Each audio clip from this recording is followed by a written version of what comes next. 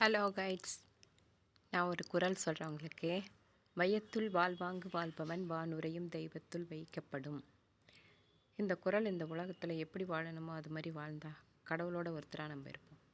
ஆண்டவருக்கு இந்து, கிறிஸ்டின், முஸ்லீம் எந்த விதமான ஜாதி மதம் வேறுபாடு இல்லை. அவர் இனம் மதம் எல்லாங்களுக்கும் மேற்பட்டவர் தான் நம்ம ஆண்டவர். மனசு மாத்திரம் ஆண்டவரே ஏற்றுக்கிட்டா ஏசப்பா எப்போவுமே எல்லாருக்கும் உதவி செய்வார்.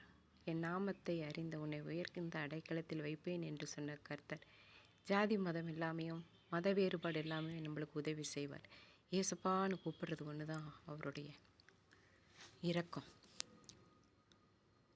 அந்த இரக்கத்தை பெறுறதுக்கு நம்ம ஆண்டவரை நினைக்கணும், கடவுளை நினைக்கணும். அவர் இந்த இதயம் தான் நினைக்கணும், இந்த இதயம் நினைக்கக்கூடாதுங்கிறதுல இல்லை. யார் மனம் உருகி ஆண்டவர் பேர் சொன்னாலும் அவங்களுக்கு உதவி செய்வார்.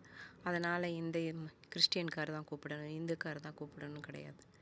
கிறிஸ்டியனே இல்லை, இந்த நம்ம தேவைக்கு நம்ம எங்கேயோ போகிறோம், எங்கேயோ இருக்கோம், எப்படியோ வாழ்கிறோம், நம்ம சௌகரியம் போகலாம். ஆனால் ஆண்டவர் நம்மளை என்றைக்குமே கைவிட மாட்டார். நம்ம நீதி நியாய சத்தியமாக வாழ்ந்தால் நம்மளை கடவுள் கைவிடவே மாட்டார்.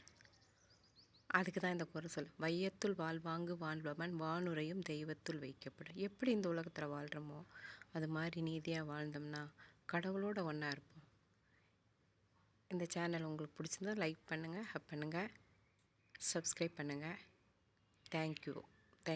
Happy new year.